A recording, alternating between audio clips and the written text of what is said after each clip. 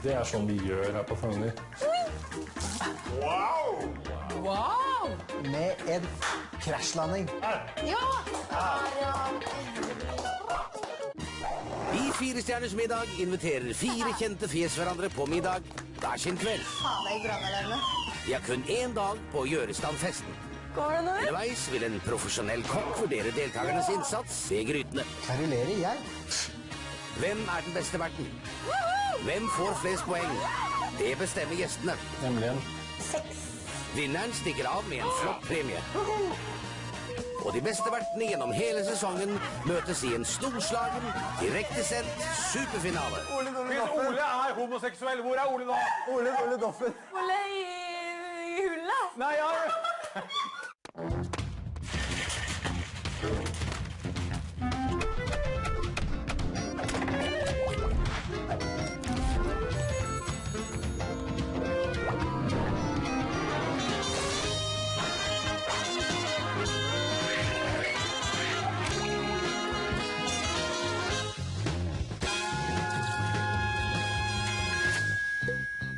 I går var vi hos komiker Sigrid Bonde Tusvik, som gjettet på sin egen forrett.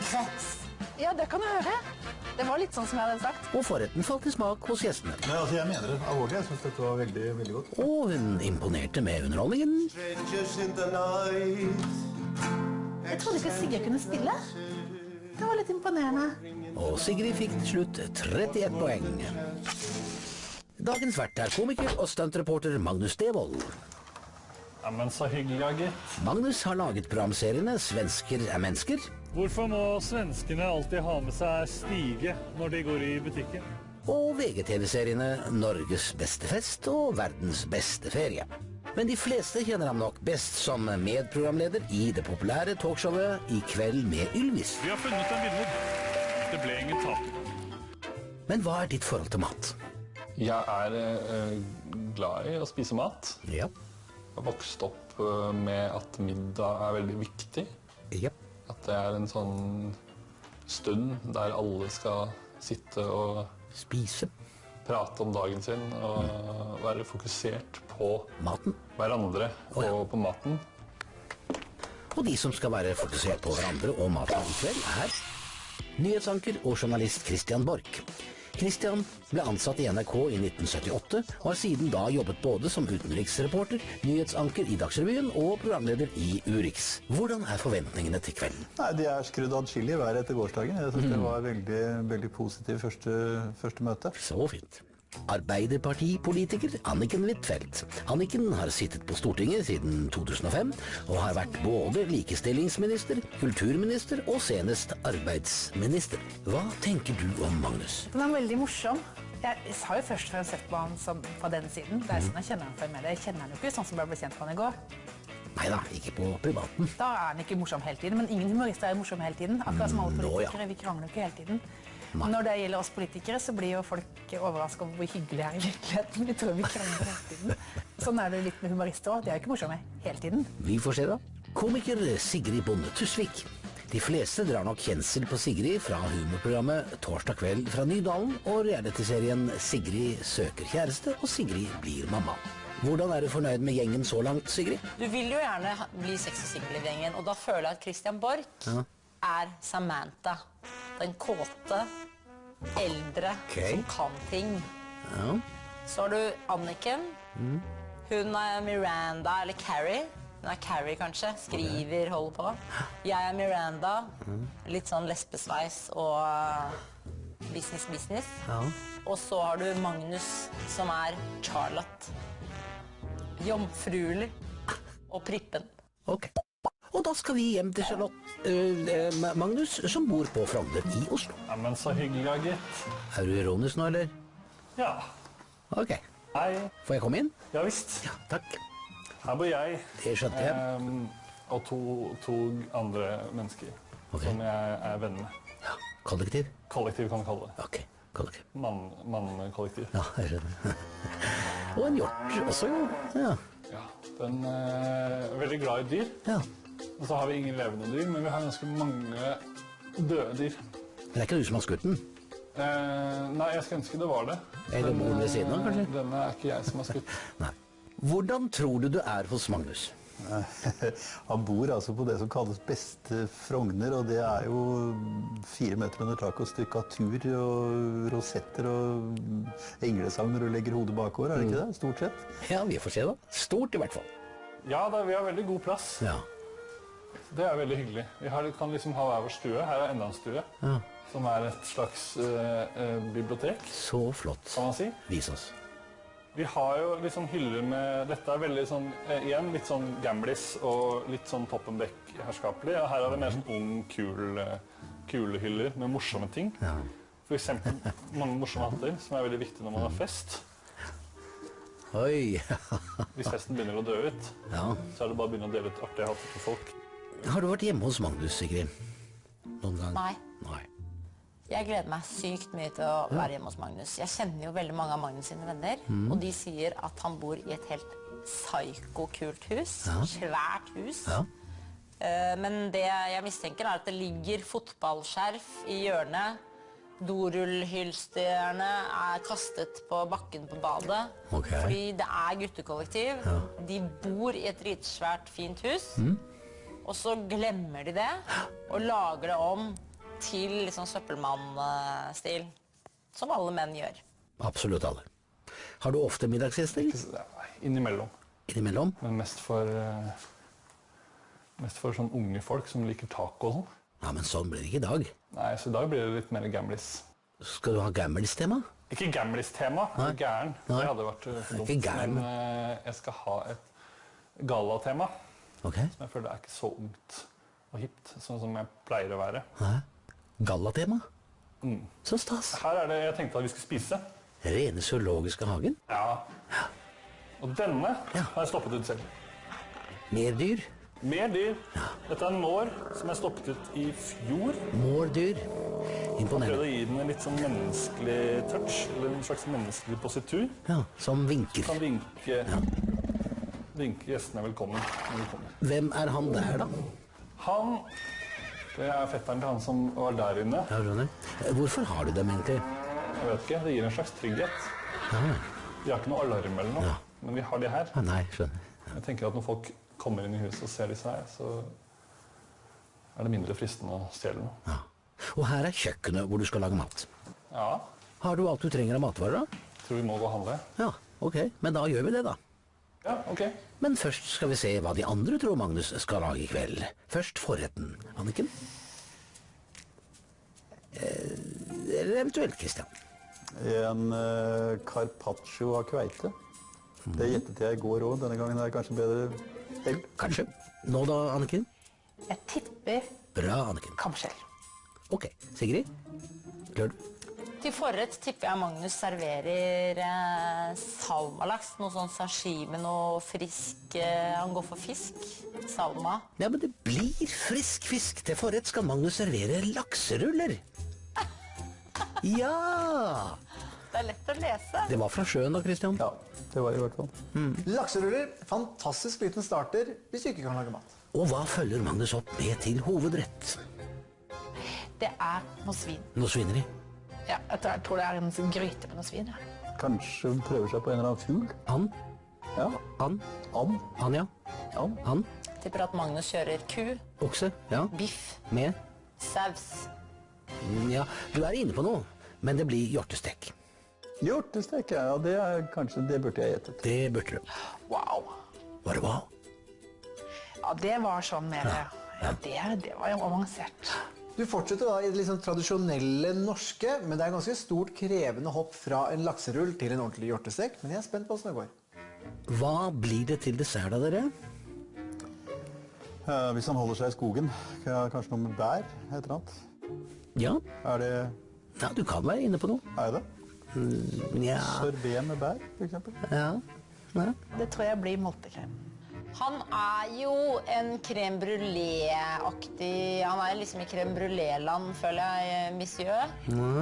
Fordi det er liksom flottesten. Litt vanskelig å lage, men heller ikke så vanskelig at det er et helvete. Litt i samme land som jordbær tiramisu med mascarponekrem. Er det sant? Helt sant. Ah, bra. Ja. Å, så koselig! Jo. Han er en flotteste mann, ass. Det er det. Tiramisu i utgangspunktet er noe av det beste som finnes, med sånn deilig, fluffy, innsmigrende, litt sånn seig krem, med disse her fingerkjeksene som er bløtlagt. Det er sånn juicy, fett og deilig på en gang. Og en sånn jordbærvariant av dette er kjempespennende. Nå er jeg både imponert og veldig spent. Hei, Hei. hva skal du nå? Nå skal vi handle. Handle? Handle, ja. Nå skal jeg handle til jeg tenkte jeg skulle lage middag til noen venner av meg. Kompiser av deg, eller? Ja. Eller en kompis og 2 venninner blir det egentlig. Ok, så koselig da. Hva skal du ha? Vi skal ha noen poteter til en potetstappe. Hva slags poteter da? Vi skal ha noen som ikke er så veldig faste i fisken når de blir kokt. Nypoteter er jo et mareritt. Ja. Og det er jo det eneste. Det er nypoteter. Ja. Altså, det er en som er gul, en som er rød, en som er oransje. Og en som er blå. Ja, hvordan velger man da? Nei, det er jo favorittfarge, burde man jo tenke at er logisk. Ja. Jeg går for de her, jeg. Ja. Løsvektpotetene. Ja. Nå velger du de potetene som ser ut som de er best egnet til å bruke til stappe, og jeg skjønner tankegangen, men du velger jo egentlig bare de styggeste nypotetene som er. Men man skal ikke skue hunden på hårene. Hei, jeg skulle hatt noe hjort til 4 personer. Ja, da har jeg en flott hjortestek her. Oi, den var flott. Er det sånn man egentlig burde ha i ovnen? Ja, det beste er å langtidssteke den på en 80 grader i 4 til 5 timer. Ja. Da får du det beste og møreste resultatet. Hør på mannen bak disken nå, for han gir deg veldig gode tips på hvordan få det perfekt, og gjør du dette her sånn, så blir det riktig. Og tenk litt på steika. Størrelsen, den er enorm. Alt for mye til 4, så pass på at restene, de tar du vare på, og server gjerne som en roastbiff i morgen med potetsalat og sånn. Da har vi gjort. Bra. Og hva ser du etter nå? Jeg ser etter, her har de akkurat det produktet jeg skal ha. Som er? Tredelt kakebunn fra Bertas. Men si meg, mister, lager du ikke kakebunn selv? Nei, det får da være grenser. Ja, får du det? Får du ikke det? Blir det like bra da? Ja, det må da være like god. Jeg tror hun der er litt bedre på å lage kakebunn enn meg. Ja, Bertha har jo et annet å by på, men sukkerbrødet hennes, de vil vi ikke ha, for de lager du best selv. Og hvis du ikke vet hvordan, se her. Og det du trenger er en god miksmaster, og du trenger selvfølgelig egg. Og 4 egg i en vispebolle. Og disse skal du da begynne å piske opp mens du tilsetter 2 dl med sukker. Når du så har fått en fin og luftig eggedosis, så tar vi og setter maskinen på kjøkkenbenken, så skal du gjøre resten på hånd. Og i en sil så har jeg da hvetemel, ca. 2 dl, og bitte litt bakepulver. Så er det egentlig bare å slå i litt og litt mel av gangen, som du så forsiktig vender eller skjærer inn. Når den er vendt godt sammen, så tar du en springform på 22-24 cm, og så litt smør. Så gnir du dette her godt inn, og så tar du et par spiseskjeer med hvetemel rett i formen, og slår ut. Og så er det bare å hvelve sukkerbrøddeigen over i formen. Og da er det bare å flytte over på en stekerist, gjerne med et bakepapir under. Da vil den da altså steke jevnere. 170 grader, 25-35 minutter, avhengig av din ovn. Og da, Devold, da har du et sukkerbrød. Altså, Bertha, hun kan brukes til mye, men det egner seg ikke på TV. Men du har mer tiltro til Bertha enn Ja, deg selv. akkurat kakebunnmessig, ja. Jeg baker ikke så ofte kaker av dette kaliberet. Nei. Så Bertas, Bertha, kjære Bertha. hun får duge. Ingen skam. No shame. Det begynner å lukte treretters her nå, for å si det sånn. Ja, begynne å dra hjemover da. Ja, kan jeg ikke dreie meg? Da drar vi hjem igjen. Og hva skal du nå, Magnus? Det første vi skal gjøre, denne her trenger ganske lang tid. Oi da. Nå renner det blod utover hele benken. Ja, kanskje den er nyskutt. Fersk, surret hjortesteik. Går du etter oppskrift, eller improviserer du? Alt er improvisert. Ja, det ser du med alle. Skal strømpen være på? Det var det jeg lurte på. Ja, men improviser da. Om den skal være på når den er i ovnen eller ikke. Ja, Eller om jeg skal... Det tror jeg den skal. ja. Ja, Skal den ikke det? det må du vite. Magnus, Det er egentlig ikke noe å lure på. De har jo ikke tatt på denne strømpa for at den skal ligge i disken og se sexy ut som en sånn nettingstrømpe. Sånn, kom og kjøp meg, og så ta med nettingstrømpen etterpå. Nettingstrømpen skal være på når den steker, ellers så bare ramler alt kjøttet fra hverandre når det steker. Strømpene ble på, sier jeg. Da har vi en sånn. Ja. Steketermometer. Inn i strømpa. Midt i. Ok, er det akkurat midt i altså? Jeg har ikke målt at det er midt i. Nei, men hvordan vet du det da? Er ikke dette ganske midt i? Jeg følte bare på øyemål at Ganske, kanskje? den er jo cirka like høy som steika. Dette må da være ganske midt i.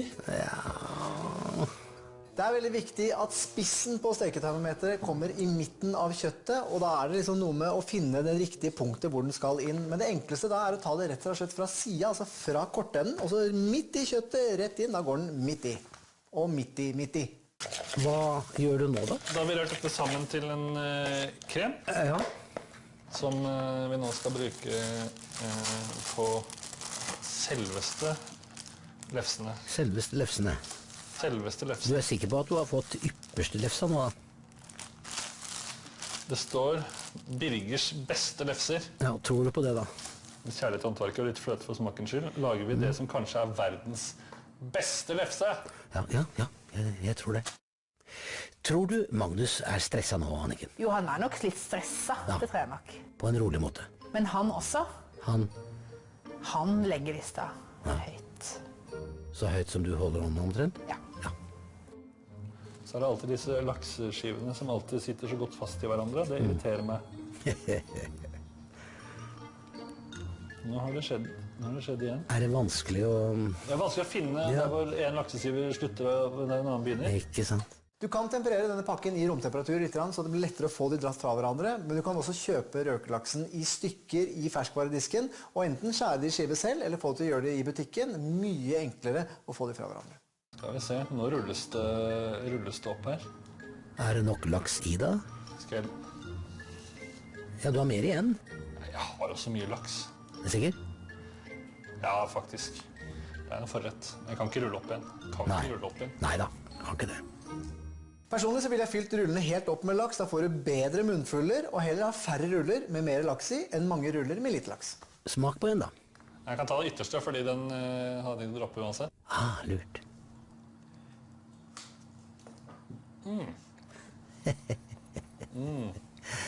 Fortell oss, Magnus, hvor godt var det?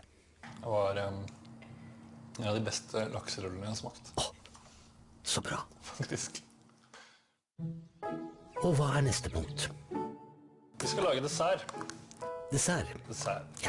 Ikke hvilken som helst dessert. Å nei, Vi skal lage en slags tiramisu. sett i gang. Da må man vel skjære opp sånn. Her Finner du noe? dukker det opp frø etter frø. Oppi med det. Svart og hvitt. Og rødt. Litt rødløk. Det var ikke meningen. Nei. Det var ikke Nei. Veldig bra at du bruker ordentlig vaniljestang i denne ostekremen, men bruk en mindre kniv når du renser vaniljestangen, for det er mye lettere å få til, og mindre rødløk. Nei. Bort med deg. Bort med deg, rødløk. Hvor skal den hen da? Jeg vet ikke hva jeg skal gjøre av den rødløken. Vi legger den tilbake i Der, ja. stangen. Posen som er tom. Ja. Og så skal du piske krem for hånd. Ja, den skal ikke bli som en ordentlig krem, Nei vel. men det begynner å bli sving for meg. Og den skal oppi her. Dette blir nok en litt enklere mascarpone-krem enn det du har vanligvis til tiramisu, for her er det bare kremfløte som du pisker sammen med ostekremen. Men skal du lage det ordentlig, så lager du gjerne en eggedosis som du blander med ostekremen, blander med kremfløte som er pisket, og deretter en marengs. Da begynner vi å snakke tiramisu. Hvordan er den blitt? Nå er kremen blitt nydelig. Oi, Se her. ja. Akkurat perfekt fasthet i kremen. Så det tar Oi, nydelig. det blir jo krem jo. Fornøyd? Ja, dette blir bra. Desserten blir fin. Bra, for nå er gjestene på vei. Har du vært hjemme hos Magnus før? Nei. Jeg har bare hørt det. Alle mine venner som kjenner deg, sier at det er veldig gøy hus. Hvordan tror du det blir i dag? Hos Magnus i dag så håper jeg det blir først litt sånn stivt. Amper stemning, sånn som det er hos flotte folk. Det er vestkantfest. Christian Borch står som en partysvenske i hjørnet og vasker sjampisen. Er det her han bor? Her bor han. Men går det nå? Er ikke dette verdens... ambassadestrøk? Ja. I 4 stjerners middag etter pausen. Det er sånn vi gjør her på Frogner. Wow! Med en krasjlanding. Ja!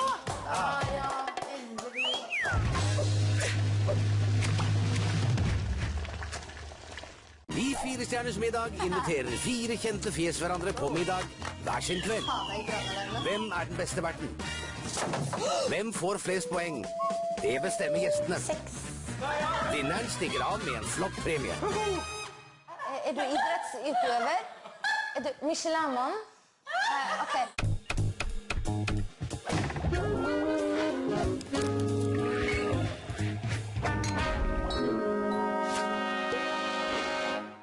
Før pausen viste Magnus hvorfor de ikke trenger alarm i kollektivet sitt.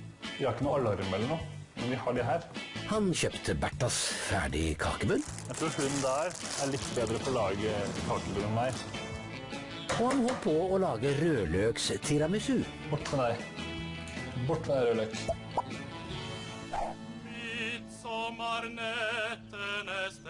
Og de som er på vei til Magnus er politiker Anniken Huitfeldt, komiker Sigrid Bonde Tusvik og nyhetsanker Christian Borch.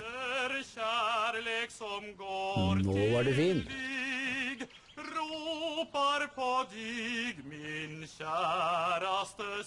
Var ikke dette perfekt? Det var jo helt perfekt. Ja, det var perfekt. Ja, det var perfekt. Det var en veldig god, flott stemning, da. Å komme inn i den Frognerhagen, altså opera, Ja, liksom. jeg er fristet til å si at det var perfekt. Det var en perfekt start. Ja. Var han ikke fin, Sigrid? Først så tenkte jeg, shit, jeg har på meg cocktailkjole. Jeg burde hatt sånn lang, siden han var så flott som flott. Og så han veldig kjekk ut. Og så tenkte jeg, han får sikkert ligget mye rundt med den flosshatten. Ja, jo.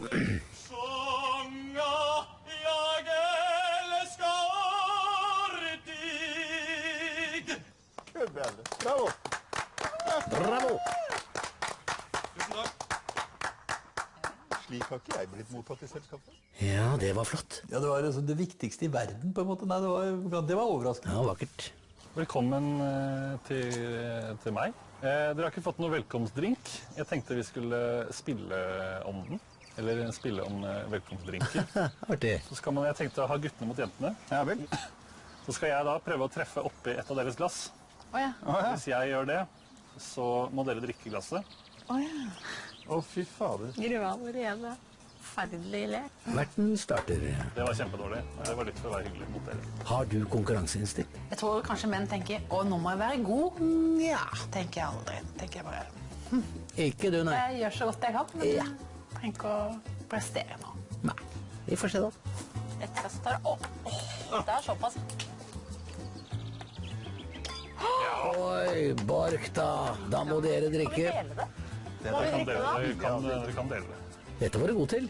Første gang jeg har vært med på at man altså skal konkurrere om å fylle kvinnene med mest mulig Mest mulig.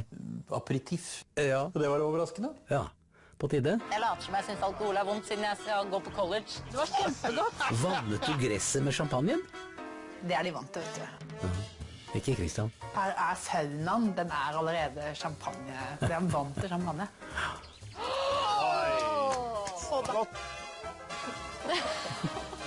Man vanner også seriner med dette her. Ja, det gjør man. Gjør man det, Magnus? Ja, det er sånn vi gjør her på Frogner. Ja. Hva er teknikken her? At vi gjør altså Teknikken er sånn. Og du også, Sigrid? Jeg følte meg veldig tvunget. Jeg liker jo ikke å kaste mat eller Nei. champagne. Nei. Jeg mener man skal drikke det opp. Helt enig. Så jeg prøvde å drikke mye, men jeg følte et enormt kaste-drikkepress. Tenk at man vanner trærne med champagne. Men det var en morsom lek. Som tok dødslang tid, da. Se der, ja. Nei da. Du skal treffe oppi. Oppi glasset. Nei, det Som de sier på engelsk, good attempts, but not quite complete. Nei da, dere er best i oppkastet. Big, svarer jeg da. Nei, det var Jeg har ikke sett maken siden krigen. for langt. Ja! Bra, Sigrid.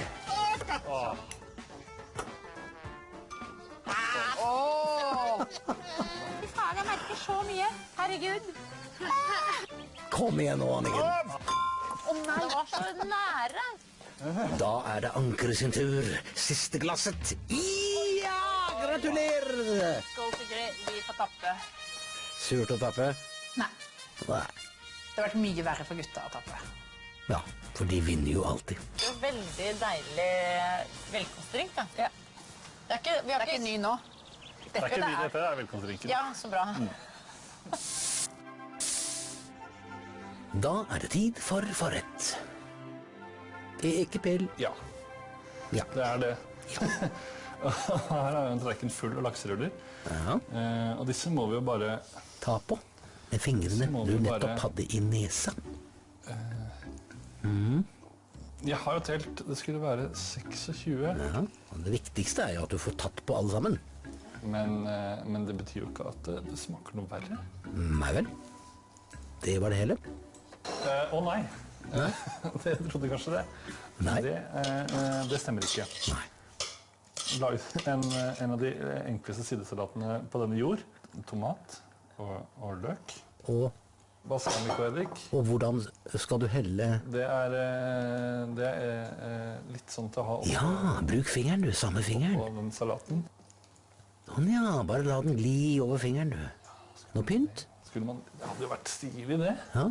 Men hvordan man pynter med gressløk? Putte den i nesa først kanskje? Sånn. Dette her er veldig charmerende, og du liksom legger fliden i å legge dette her pent opp, men det er jo en veldig enkel forrett. Men altså, det er jo godt. Forretten er servert lakserull med tomatsalat og gressløk med mel. Oi, oi, oi, oi, oi, oi. Oi, oi, oi. Kan vi begynne? Eller Ja, må vi Den gå er gjennom full av gressløk? fiber, kjenner du det? For den trevler. Du kan tygge lenge på en liten bit. Hvis du vil. Hvis du ikke vil, kan du la det være. God forrett, Sigrid. Veldig god forrett. Ja. Konfirmasjons- og 17. mai-forrett er midt i blinken når du er på Frogner. Så bra. Jeg klarer ikke å spise løk. Hva skjer, Sigrid? Jeg sleit veldig med løken. Ja. Løken var så liten Ja. at den traff jo ikke munnen. Å nei. Jeg har hatt regulering i 6 år, og likevel så klarer jeg ikke å spise løk. Jeg kan ikke treffe munnen, tydeligvis. Jeg er helt ute. Men du hadde regulering fra du var Den tok den ut i går. 12 til jeg var 17. Men jeg hadde litt lignende, men det var fordi de tok den av for tidlig.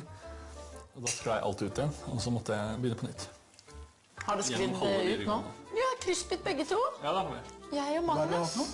Kryssbitt. Vi har underbitt og overbitt begge deler. Underbitt her. Overbitt der.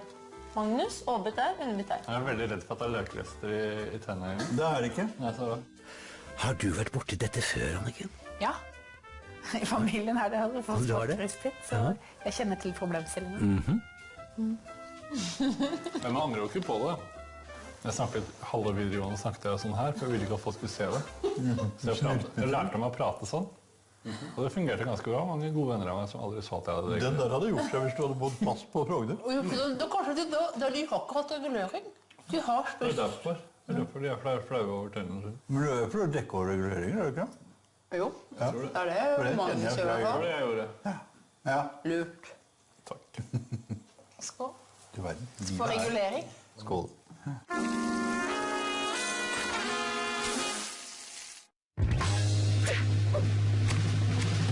Vi er på fine Frogner i Oslo, og Magnus er i gang med Nå hovedretten. driver jeg og lager en soppsaus med rømme og timian og løk. Og så lurte jeg på om jeg skulle improvisere litt. Grann. Ja. Dette har jeg ikke fått lest meg ordentlig opp på, men jeg har litt grann geitost i den. Ja. Brunost i sausen er jo et veldig velkjent snippetriks og veldig mye brukt til vilt. Bare pass på at det ikke blir for mye, for da kan det overdøve og rett og slett bli for søtt. Hvordan går det med steika da? Steika tror jeg skulle være bra veldig snart. Hvor lenge har den stått? Den har stått i 4,5 timer nå. Ok. Så da trenger jeg ikke å hvile, mener jeg. Nei. Så ikke på høy varme. Nå må du slappe av litt. Ja. Men ikke sånn som vi jobber i dette kjøkkenet. Hva sier Ole Martin til det? Dette kjøttet som nå er langtidsstekt, det blir faktisk brunet opp i en stekepanne etter at du har tatt det ut av ovnen, men det må også hvile før du begynner å skjære i det. Da flytter vi hjort. Den var varm. Skal vi se. Sånn.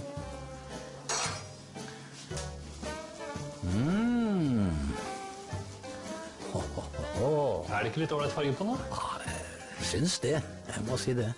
De første skivene er litt grå, men det er mye saft i det fremdeles, så det er et godt tegn. Så innover så vil den være mer rosa, men det bør hvile, ellers så mister den siste kjøttsaften den har, og da blir det trist. Jeg tror jeg kan si allerede før jeg har smakt den, at dette er den beste hjortesteken jeg har laget. Og den eneste? Og den stiller jo uten konkurranse foreløpig, men dette kommer jo til å bli en rett jeg lager oftere og oftere. Ja. Sånn. Oi. Dette her er jo en vilt symfoni. Det er bare synd at det er en symfoni som går i bruntoner hele veien. Bare tyttebær hadde hjulpet veldig mye på presentasjonen, men også på smaken, for å ha fått inn litt mer friskhet, og det synes jeg denne retten trenger. Fordi sausen, den er feit og litt sånn sprukken, og da trenger du friskhet. Men alt i alt, jeg tror dette er smaker som sitter, men det er ikke helt øverste nivå. Vel bekomme. Som de sier. Nå er det hovedrett. Og hovedretten er hjortestek med potetstappe, soppsaus og asparges. Tusen takk. Det er i hvert fall helt fantastisk. Jeg synes det er så gøy at du er så flink til å lage mat. Det har du ikke testet. Jo, jeg hadde en mistanke. Var hovedretten bra, Christian? Let's you. Det var pepper i potetposten. Det var bare derfor. Litt for mye? Altså, det ble litt mye, men det var kjempegodt. Det var veldig velsmakende, veldig vel avbalansert. Tross alt. Men hvordan begynte du i tull- og tøysbransjen? I tull- og tøysbransjen? Er det lov til å kalle det det, Sigrid? Det har hun helt rett i. Det er veldig, veldig, veldig tull- og tøysbransje. Det er en fjasete bransje, og hun har helt rett i å kalle det. Jeg har ikke noe annet ord på den bransjen vi er i enn tull- og tøysbransjen. Du blir ikke fornærmet? Absolutt ikke. Nei, det er bra. Men hun skulle bare visst hva vi kaller bransjen hennes. Kanskje begynte med revyen. På skolen. Ja, så gikk jeg på Romerike også, som Sigrid også. Folkeskole. Jeg har fulgt Sigrid stort sett. Man hører så mye at det er en sånn talentfabrikk, og alle som går der har liksom sjanse til å bli noe. Så da tenkte jeg jo at nå skal jeg bli skuespiller, eller vil jeg bli skuespiller, og så skjønner man jo, som kanskje også du fikk den der aha-opplevelsen, at man er jo ikke så god, egentlig. Man er bare god i de scenene hvor det er tøys. Og når det ikke er tøys, så blir det tøysete, eller folk ler likevel. Det er derfor jeg tenker at Romerike er viktig skole, fordi den hanker deg ut.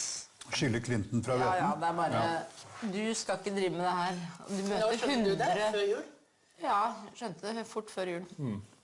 Jeg tenker at man må være litt dum. Dum for å tro at man skal drive med dette yrket. Du klarer ikke helt å skjønne hva du holder på med, og så er det veldig mye flaks og veldig mye tilfeldigheter som gjør at du klarer deg. Er du enig i at man må være litt dum, Anniken? Men nei, det er jeg ikke enig i. Nei? Ble du det du ville da? Jeg vil veldig gjerne være det jeg er, men jeg har ikke gått inn for at jeg skal bli politiker. Nei? Det er noe du blir valgt underveis. Det er noe helt annet enn humor. Du kan liksom ikke, nå skal jeg bli politiker. Nei? Hvorfor ikke det? Da går det ikke bra. Men altså, du har ikke prøvd å bli politiker? Jo, men det er mange morsomme som ikke kommer på TV. Jo, jo. TV-kanalen tar feil. Det hender at velgerne tar feil også, Ja. men de bestemmer. Nok om dette. Vi må tilbake til middagen. Før vi serverer dessert, vil jeg gjerne utbygge en skål for alle de som er så dumme at de gjør det de vil. Skål da! Hvem sitter du med her, Magnus? Bertha er det som står for. Bertha, ja visst. Det må være lov. Det må være lov. Kommer du til å fortelle at det er Bertha som har laget den? Hvis de spør, men jeg kommer ikke til å... Jeg kommer ikke til å si det Nei. uoppfordret. Nei, det ville hatt lite for seg.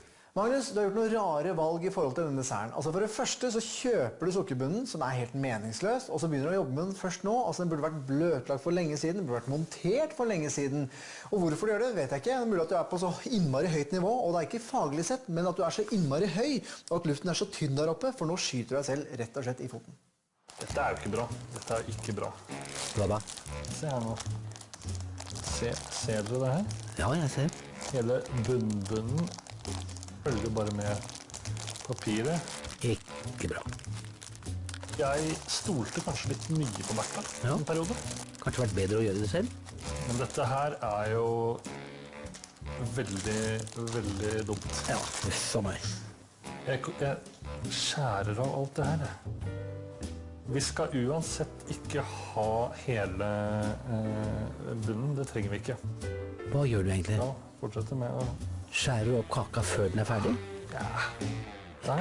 Og der skyter du deg selv i den andre foten også. Det hadde vært bedre å lage en ordentlig kake av hele kaken, og så bløtlegge alt og montere alt sammen, og så dele i stykker. Men igjen, det burde vært gjort før. Nå legger vi disse 4 bunnstykkene utover de 4 fraktene. Jaha. Og så litt vin.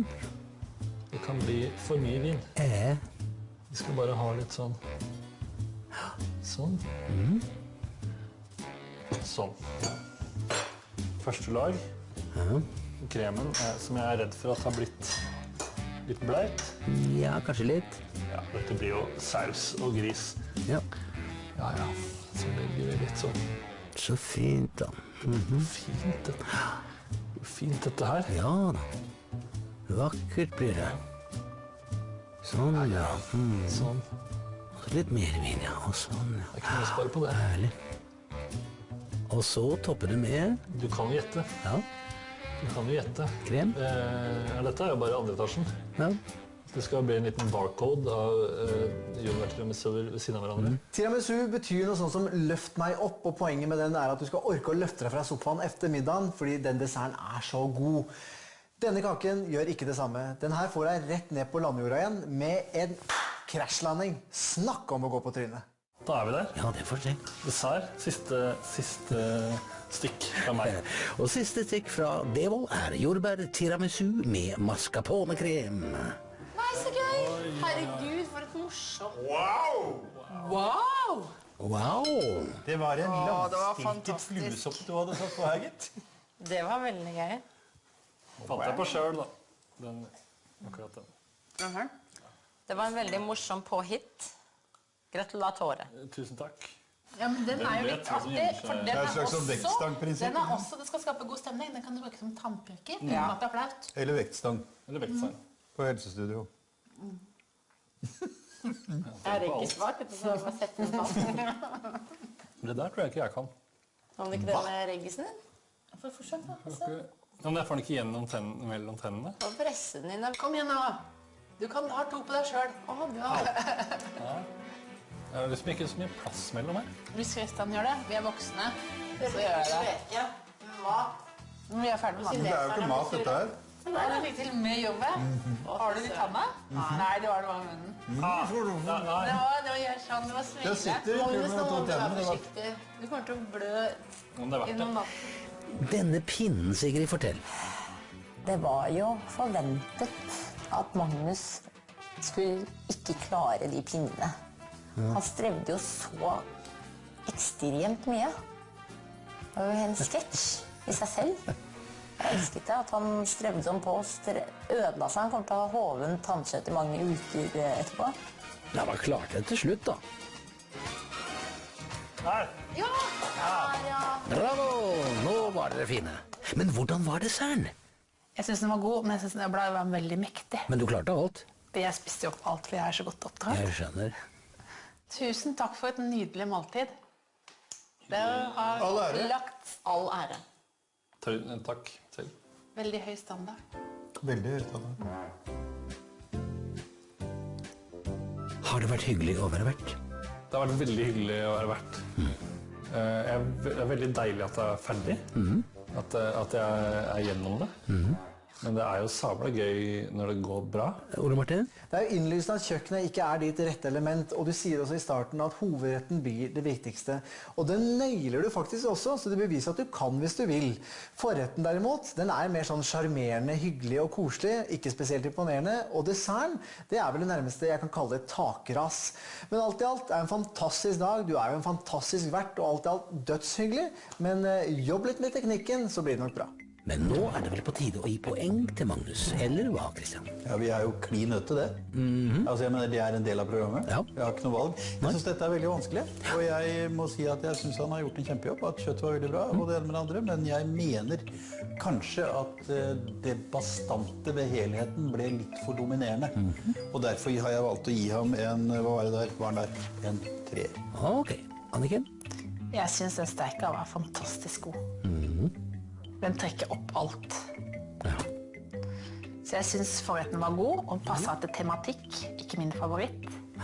Desserten var god, og litt mektig. Men siden den hjorten var så veldig god, jeg synes den var skikkelig god. Den sausen var også veldig god. Så derfor så blir det terningkast 5. Den er god. Magnus er så flink. Det sier jeg ikke fordi at jeg var overrasket over at han var flink, men han var helt rå. Han leverte helt ypperlig mat. Han får 5 av meg. En 5, 13 poeng for maten. Og hva med atmosfæren? Mye bedre atmosfære i dag enn i går. Fordi det er jo klassisk andre dagen. Folk kjenner hverandre litt bedre, det er god stemning. Kristian?